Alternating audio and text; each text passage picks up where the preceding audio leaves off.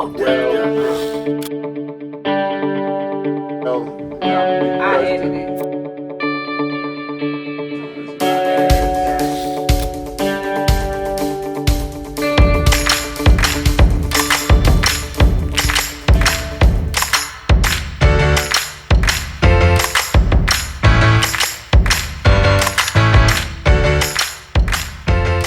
Hey everybody, it is Interviews with Ropunzell, and I am here with the most important interview that I have done thus far. And when I say important, I mean the importance for the culture, the importance for, just musicians, anybody, poets, people in general, black people, young people. You know what I mean? This is a very important interview, dear to my heart.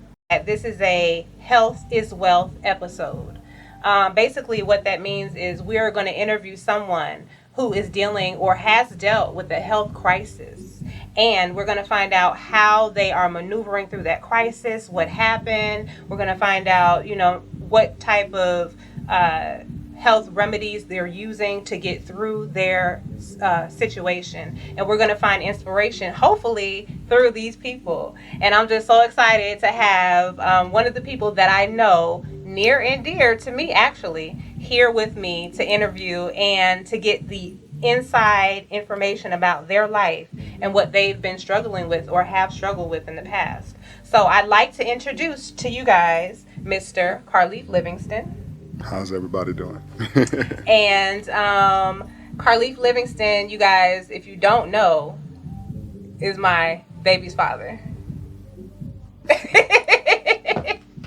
So basically, I had what actually had me want to do this interview with you is because there has been health crises with young black men, especially in entertainment, just in the world, right? Acting, even in your own personal life, right?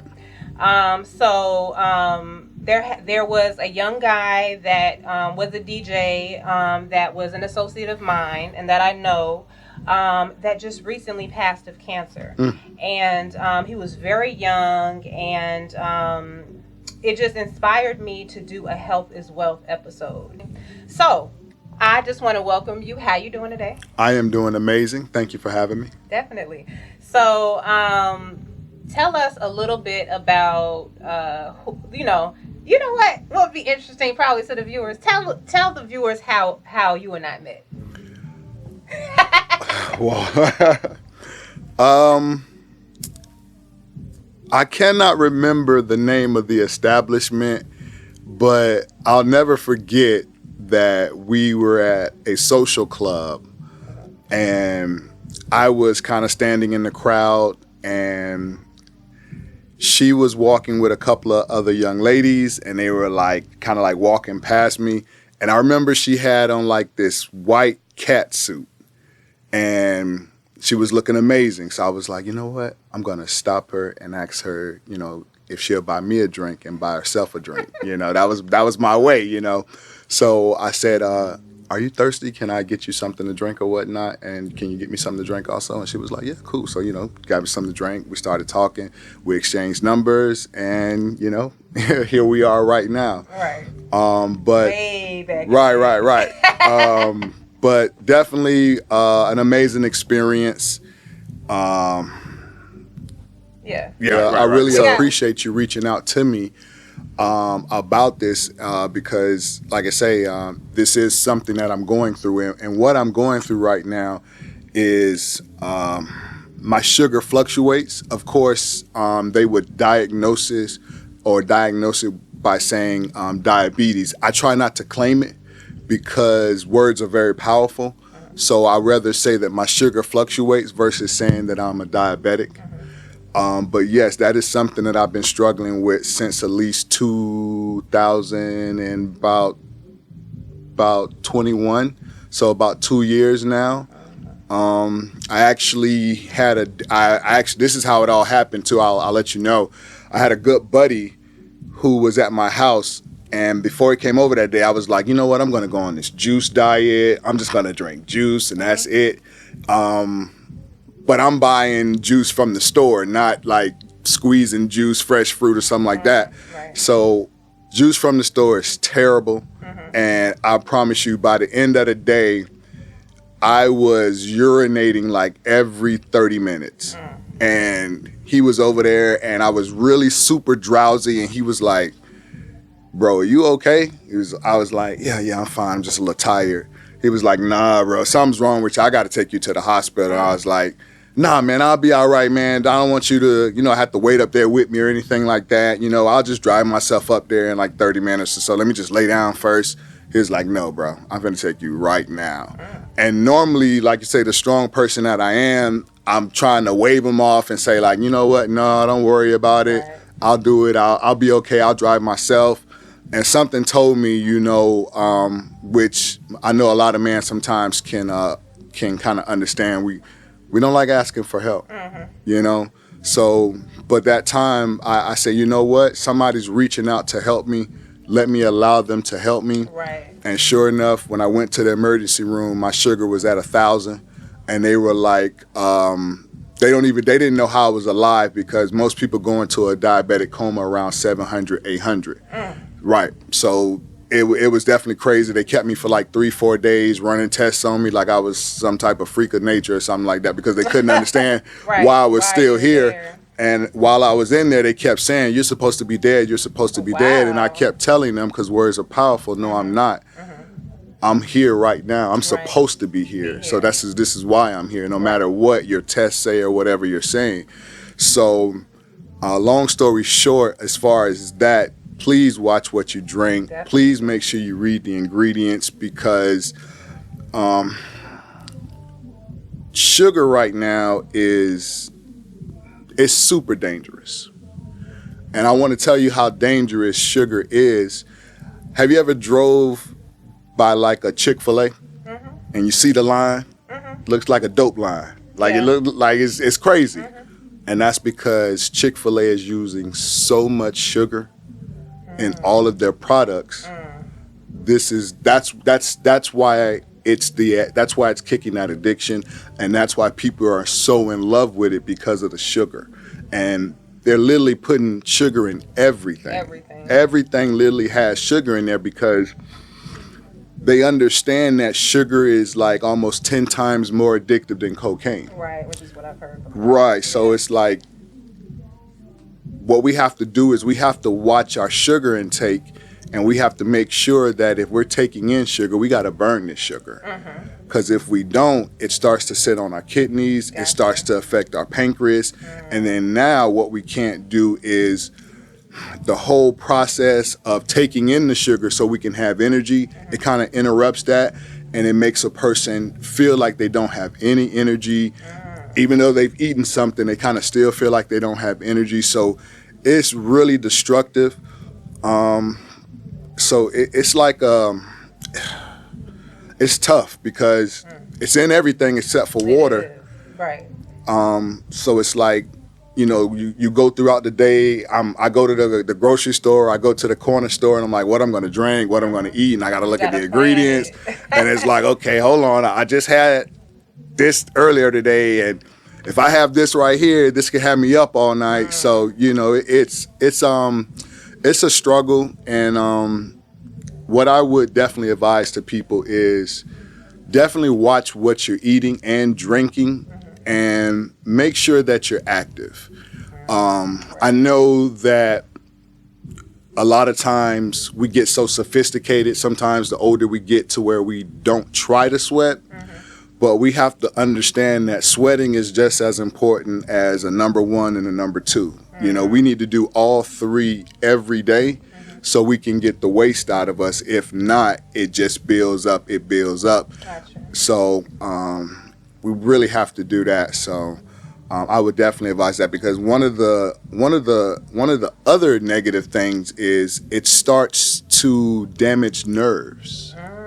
Right. So what can happen is the nerves that you have at the end of all your limbs start being damaged by the sugar, because the sugar starts to crystallize. If there's lack of activity, there's no, because sugar is, most people don't know that sugar is a crystal, just like salt is a crystal. Wow. Meaning that we are crystals.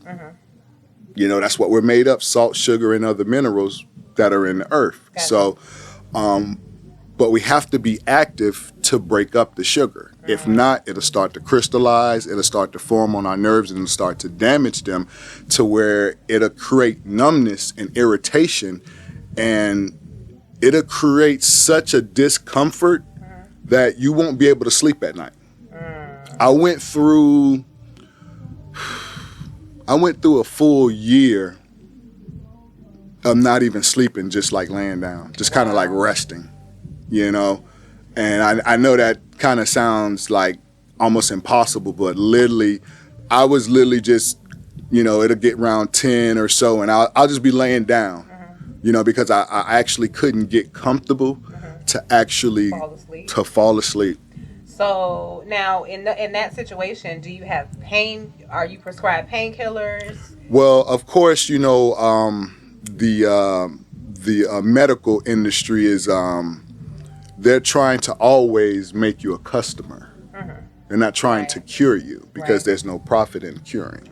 So, of course, there's a form of painkillers, but we have to always remember, it's like if you get a headache and you take something for the headache, did you solve the problem or did you alleviate the pain? See, there's two different things. You alleviated the pain, meaning like say you get a headache and it's a headache because of lack of hydration. Meaning you may need to drink some water or something like that. If somebody takes something for it, yeah, they may alleviate the pain, but they haven't solved the problem of hydrating themselves. So a lot of times with the medication that they're giving, with the insulin and things like that, they're giving people that medication so people can live the lifestyle that brought them to the hospital in the first place. Which makes, in a sense of if you're trying to get better, how does that make sense that the doctor doesn't tell you to change your diet? The doctor doesn't tell you, hey, you need to get active and stuff like that. I'm not going to give you any of this medication. I'm going to prescribe you to change your diet. I'm going to prescribe you to be more active, and then I want you to come in and I want to see what your levels are. You see what I'm saying? But that's not the case. They're giving people medication that will allow them to keep. The drug industry. There you go. Trying to sell the drugs. That's it. That's it. Woo. Well, that is a lot of, I mean, you have so much knowledge about the circumstance, period. You know what I'm saying? And it's just amazing. I want to go back, okay? Like, when you were a child, you know what I'm talking about? 7, 8 years old, what were your eating habits? Were you a kid that, now we want to know, like, what makes a person a type, is it type 2? There's type 2 and type 1.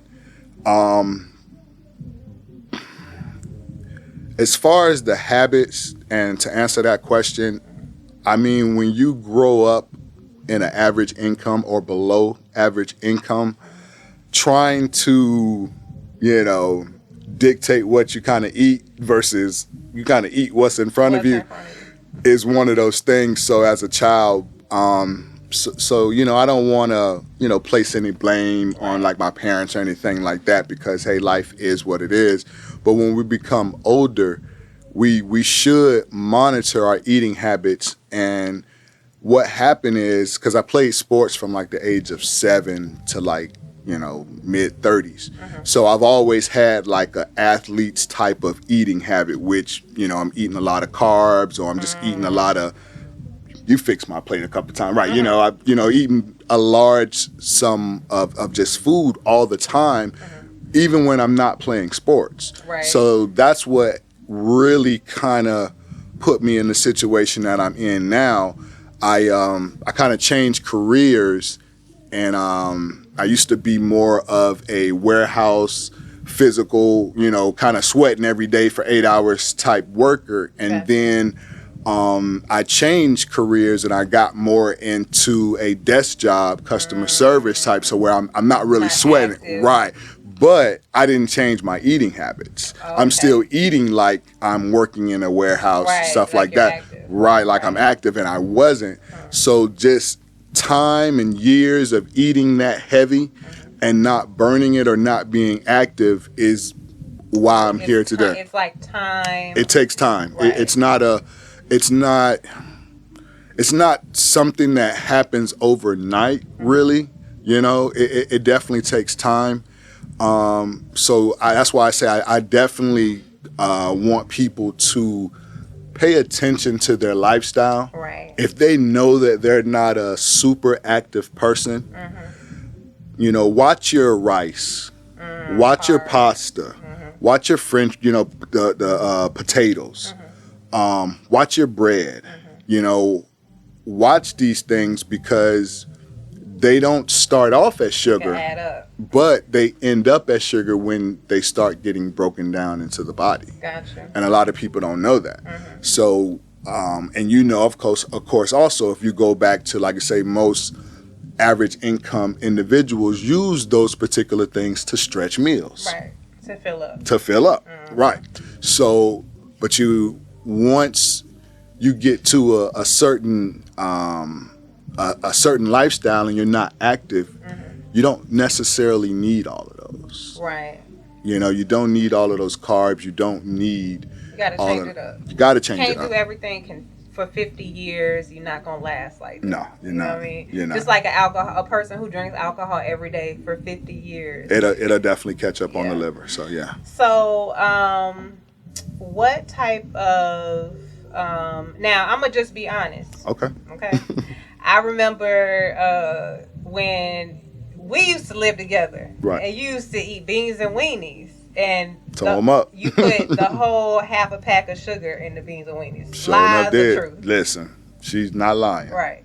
So I think that was an excess. And it definitely was. Do you feel like your eating habits were in excess? Of course. Okay. Of course. This is why we are here today. This is not on accident. I definitely brought this on myself, so I can definitely take accountability for where I'm at right now. Yeah. Just like I can also take accountability where I'm at right now as far as making a change. Right. I pretty much drink water pretty much all day, every day. Some days that's all I drink. Sometimes I may just eat one time a day because. So you go on a one meal a day diet? Sometimes. Okay. It depends. That's really good. It depends on what I'm like. If I know that I'm about to go do some physical work, then I would eat beforehand. Okay. Because what happened because of my fluctuation of my sugar, if I try and go do something physical and I don't have anything on the stomach, I won't. I got 5 minutes in me and that's it. Okay.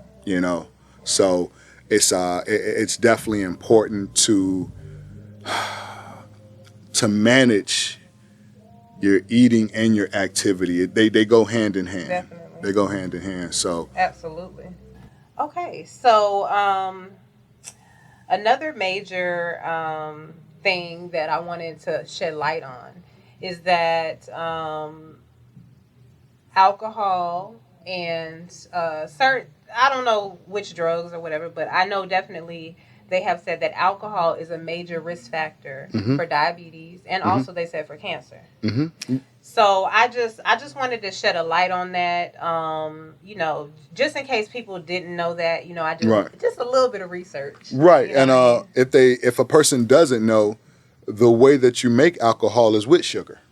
So it has a that's high sugar why content. it is right, because you literally have to allow whatever fruit you use for it, and then you still add sugar. A lot of people don't know that. So that's why it doesn't matter what alcohol you ingest. Right. After you ingest it and it breaks down, it's going to turn into sugar. So you are totally correct about alcohol and how it links itself to diabetes and how people have to watch that also. And then how you have to, when you're talking about the cancer a lot of times is basically a foreign object inside of you that the body can't break down. And what happens, the body just continues to just try and live and try and exist. But you have this foreign thing in you that the body can't break down. And eventually this foreign thing in you starts to rot and decay. And this is where you have cancer in certain parts of the body. And one of the things that sugar does, it creates inflammation. Right. So that's definitely one of the big things. And inflammation is something that exists in a lot of diseases. Yes, it's like one of the main ingredients because it restricts the blood flow, it restricts the oxygen, and those two things when it comes to being a healthy person is like really key. Blood flow and oxygen. Blood flow and oxygen. Yes. So. Wow. Yeah. I mean, I thought that was really interesting.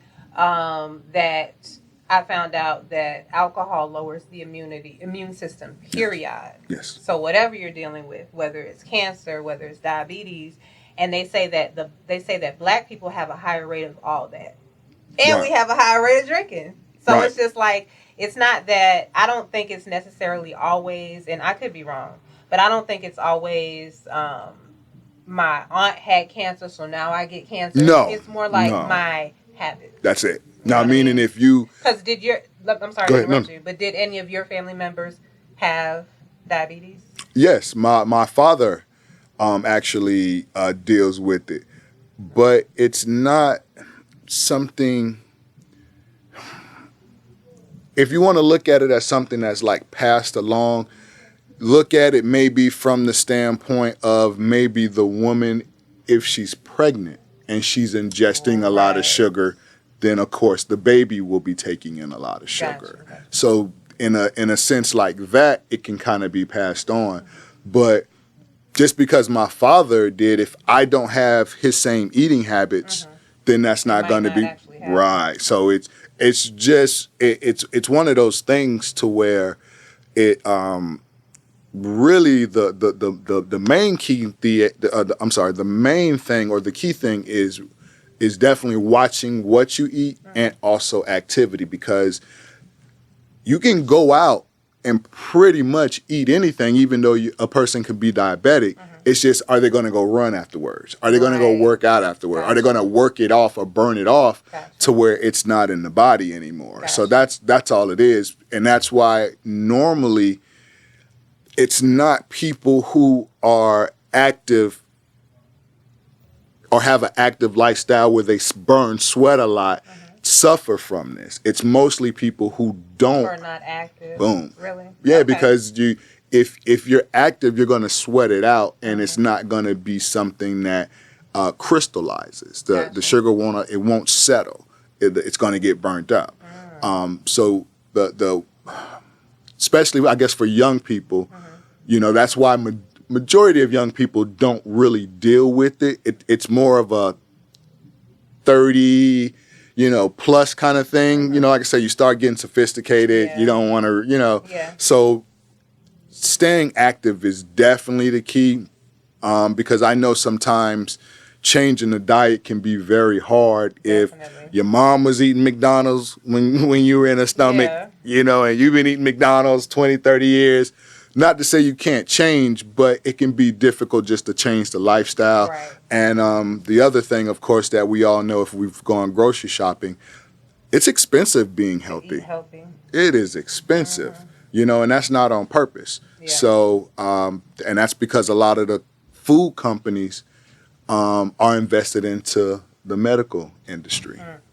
Yeah, it's deep. It gets deep. It gets deep. So, I mean, I know Bismarck, he died of complications with diabetes. We just lost Chadwick Boseman to cancer. Yeah, right. So it's like young Black men in their 40s and their 50s who really should be living to their 80s and their 90s. Right. Are not really living to their 80s and their 90s because of eating habits or lifestyle habits. Right. You know what I mean? You are correct. Which is so sad. And I'm not saying that that's how Chadwick Boseman died, but I know that he's young and he's Black. So. Right. And he died of cancer. So, I just wanted to basically also shed light on the things that you're doing to prevent the disease. Because I know that you said that you're not necessarily going the traditional route. Right. So explain what type of herbal remedies you're using, Right. I am using a lot of different herbs. Not taking any insulin. Like I say, I don't want to continue the same eating habits So that's why I don't want to take the insulin, because I feel like that's what it kind of caters to. Gotcha. So what I'm doing is, like I say, a lot of water, fruit. Fruit is really good, even though it has sugar, it has natural sugar. And believe it or not, the natural sugar doesn't necessarily need the pancreas to create energy. So definitely the fruit. The vegetables, of course, are good too.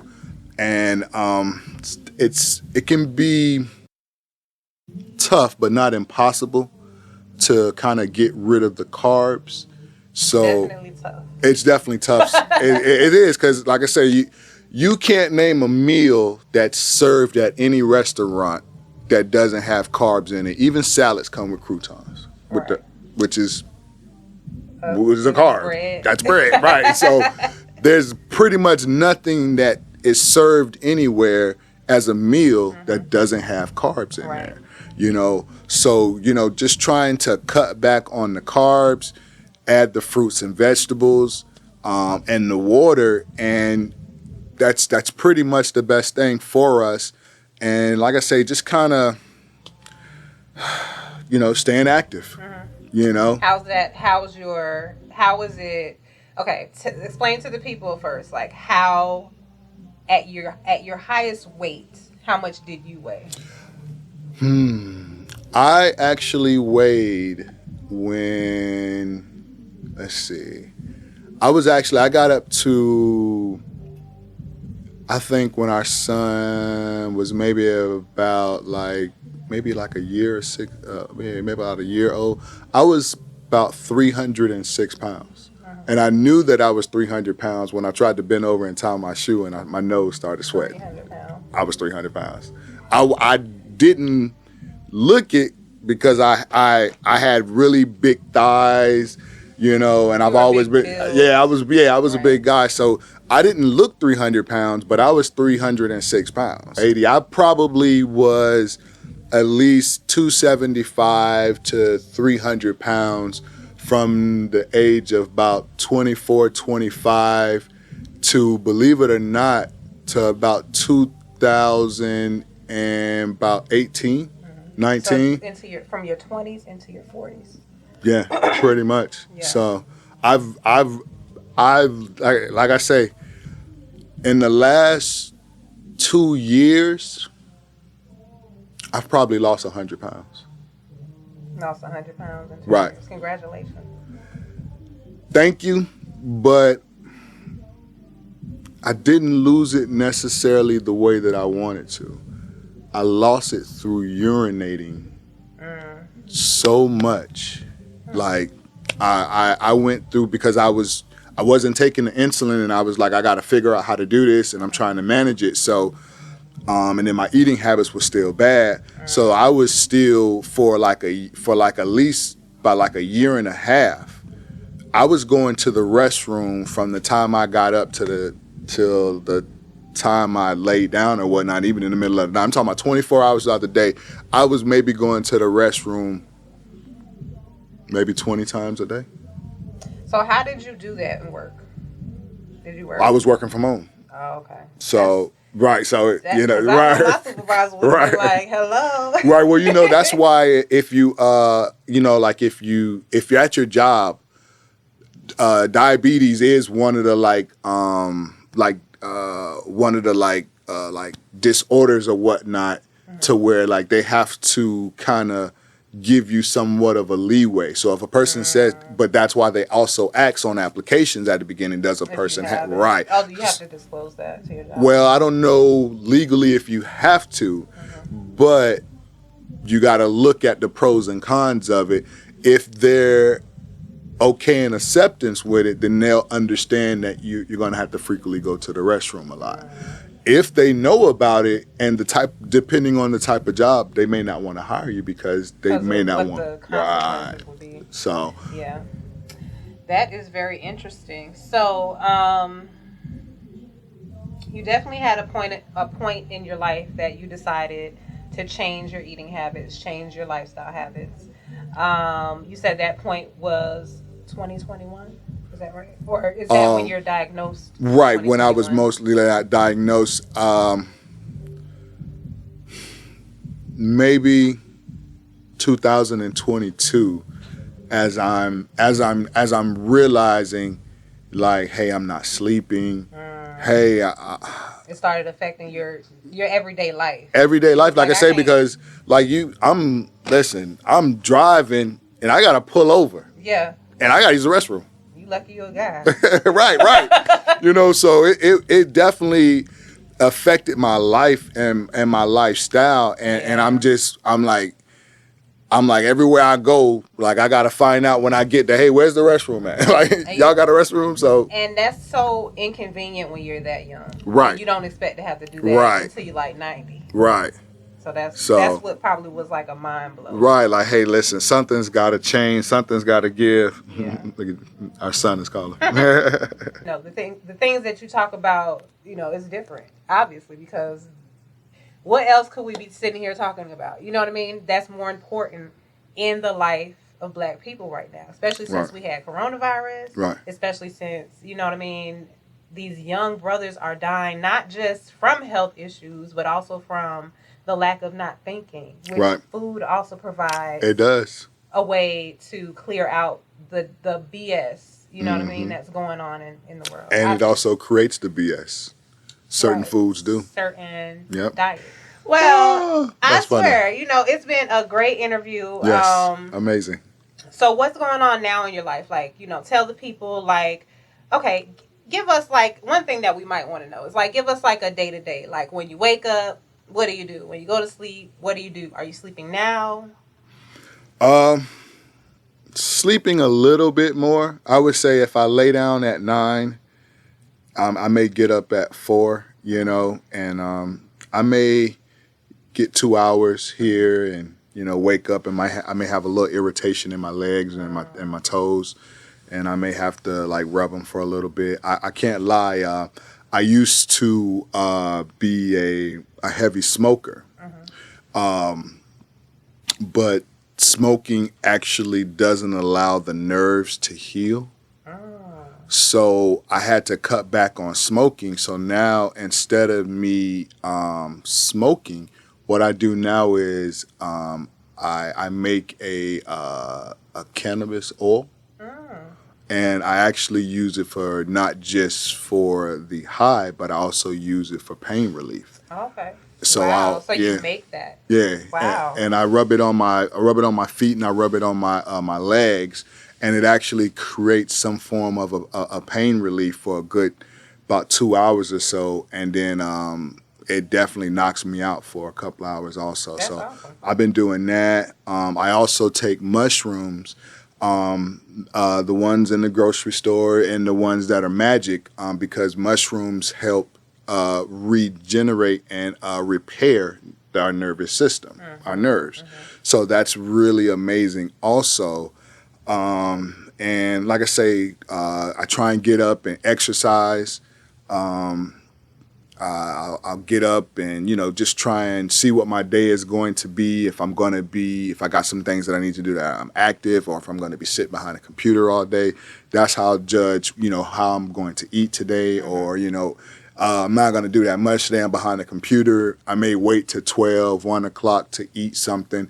I may eat big because that may be my only meal for the day, just so I can now spend the rest of the day burning it off before I lay down, so I don't have extra pain in my legs. Because does the food cause more? When you eat more, does it cause more inflammation? The sugar. And that's in the food. That's in the food. Yeah. Meaning, if I eat salads, there's sugar in there. Salad dressing, the dressing, like crouton, stuff like that. Yes, but if I don't, and I tried this new thing to where I put, regular seasoning salt on the salad. It's amazing that way. Just on the salad. Just on the salad. Without any dressing. Without any dressing. Yeah. Oh, it's amazing. Yeah, I know. I was like, but I tried it like that. I love it. So to kind of substitute that dressing, I do that.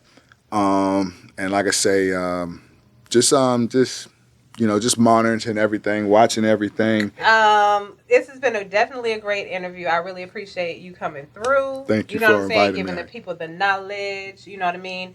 I know you don't look it, but you want to say your age? What? Yeah, 80s baby? I'm 43. Yeah, I look good for 43. He's 43 years old. So we're just trying to give knowledge to the younger generation. You know what I'm saying? And just trying to have them understand that you can only live that lifestyle for so long before something comes a knocking. You know what I mean? So alcoholism, been there. You know what I'm saying?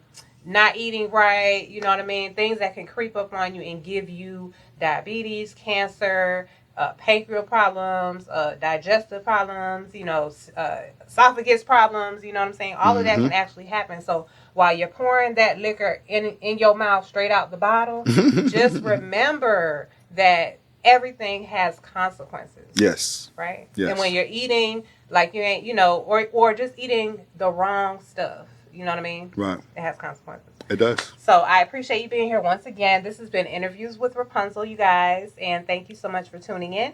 And we'll see you next time. Thank you. Have an amazing day. Bye. Awesome.